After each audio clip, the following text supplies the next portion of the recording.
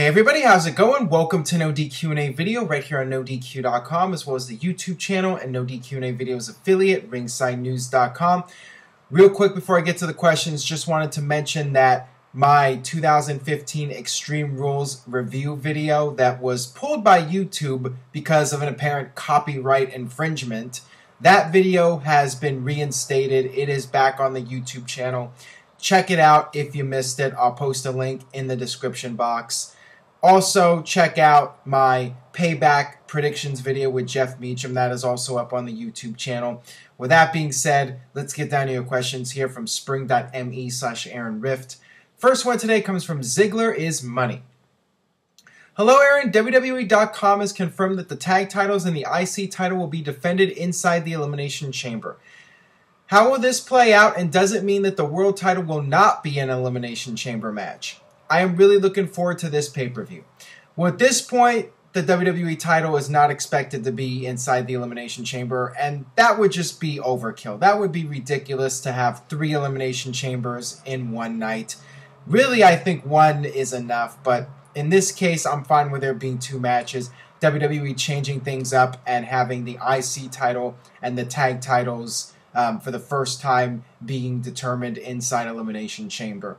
Especially with the IC title, I think it's a good move. I think it elevates the title, and it actually does provide a storyline purpose for having an Elimination Chamber match. I wish WWE made that a little bit more clearly on Raw. Maybe have Daniel Bryan announce that because the title is being held up, it's going to be determined inside Elimination Chamber to make sure that the title has credibility. Something to play into the storyline to have a reason for bringing back Elimination Chamber rather than it just being a random pay-per-view.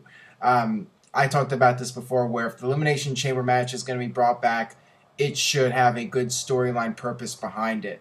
So I feel WWE could have done that better, but regardless, I do like the idea of the Elimination Chamber match, having the IC title being defended as well as the tag team titles. With the tag titles, I'm intrigued about this match because is it going to be 6 tag teams with 2 guys in a pod, or is it going to be 3 tag teams with 1 guy in a pod?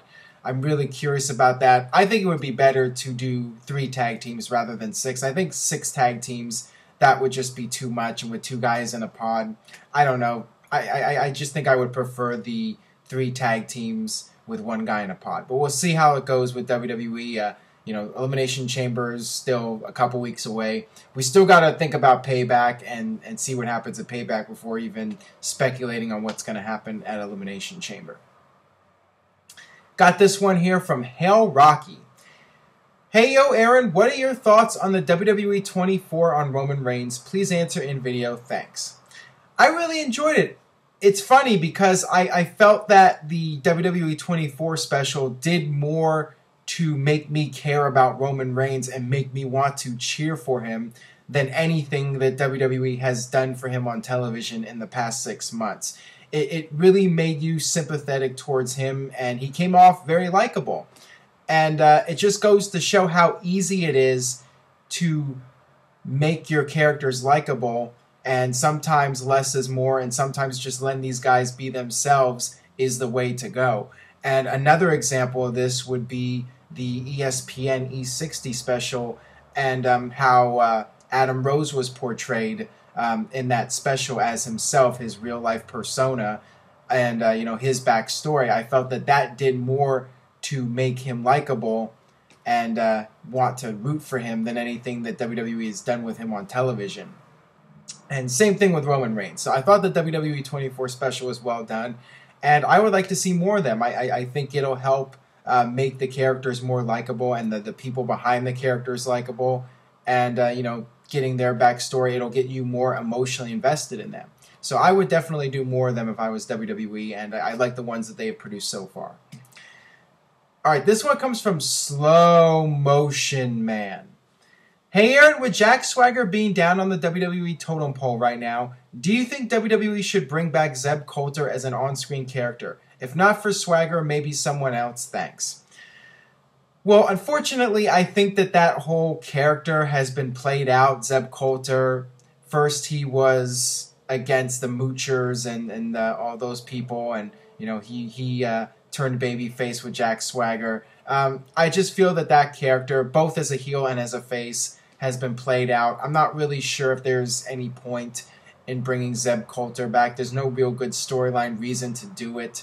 Now, maybe down the line, if there is a new character, a new storyline, or something happens in the world, in world news, there's some kind of hot topic, maybe at that point you could bring him back. Right now, I don't see any good reason to bring him back. And as far as Swagger goes, I'm not really sure where you go with Swagger at this point.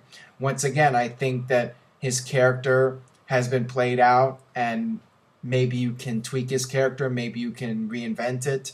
I don't know at this point, but it's really hard to say what to do with Jack Swagger because, you know, he does the all-American gimmick, and, you know, he already feuded with Rusev for several months and lost to Rusev.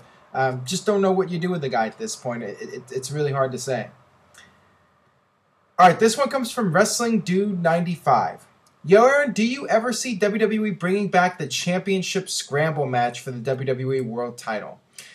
Well, I do not think it's going to happen, and I sincerely hope that WWE does not bring it back. I was not a fan of that match at all. Just the idea of an interim WWE champion, I just thought it was really dumb.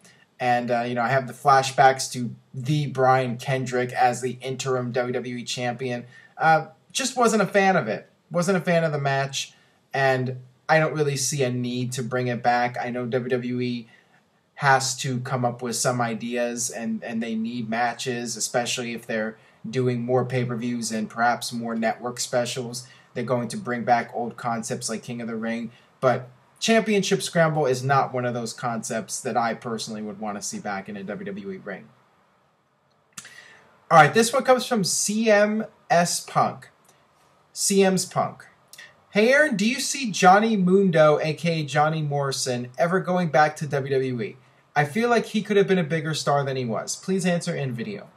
Well, every 6 months or so I get this question, and my answer is the same. The door is open for him to come back in WWE, but I don't know if that's something that he personally wants to do. It seems to me like he is happy where he's at right now in Lucha Underground, doing his own thing and being able to make a difference in an upstart promotion. And sometimes being the big fish in a small pond is more appealing than being a small fish in a big pond. And clearly with Lucha Underground, he's able to go out there and do what he wants to do. He has no limitations, and sometimes as a performer, and when you look at wrestling from an artistic standpoint, sometimes you want to be able to go out there and not have the handcuffs. You want to be able to go out there without limitations.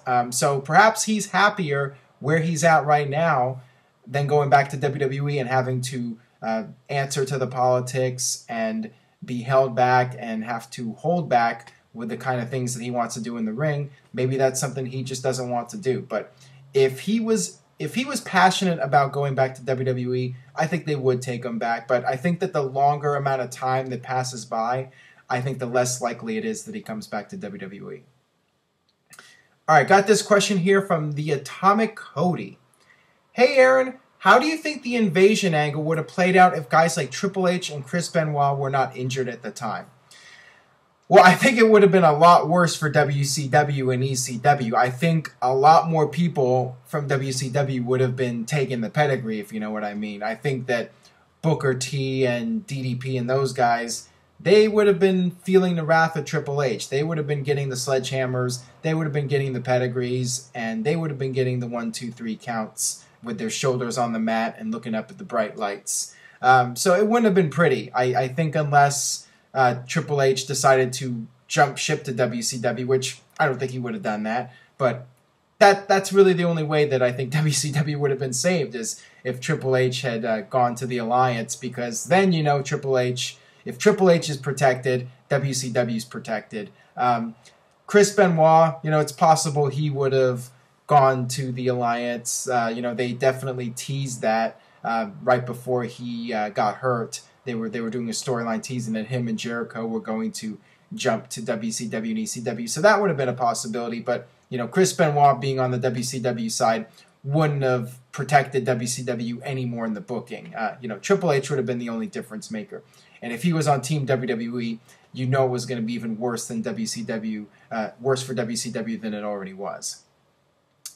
All right, got this question here from OS Crod 2. Hello, Aaron. How are you? I hope you're well. Quick question. Why does Hulk Hogan lie so much? He seems like a genuinely nice guy, but some of the things he claims to be true are just plain ridiculous. Thanks. Well, I don't think it's so much as Hogan flat out lying. A lie is when you intentionally tell somebody something different from what is the truth. I think what Hogan does is he stretches the truth, and I don't even know. I don't know if Hulk Hogan knows when he's stretching the truth or not. Hulk Hogan is a worker. That's what he does. He's a professional wrestler, and his job is to exaggerate the truth and to blow things out of proportion and make things seem like a bigger deal than they really were. And, WWE does the same thing. It's all about the hype and about creating an illusion. And with WWE, they always stretch the truth about attendance. 78,000 people at WrestleMania 3, they claim it's 93,000. For WrestleMania this year in Santa Clara, they try to claim 78,000 when realistically there was closer to 70,000 there. That's just what WWE does. They exaggerate things. And with Hogan, I don't know if he knows sometimes. I think that he just goes out there and he probably doesn't remember the numbers himself. Maybe he does stretch the truth when he says that Andre the Giant is 700 pounds when we all know he was about 500 pounds, maybe even less than that.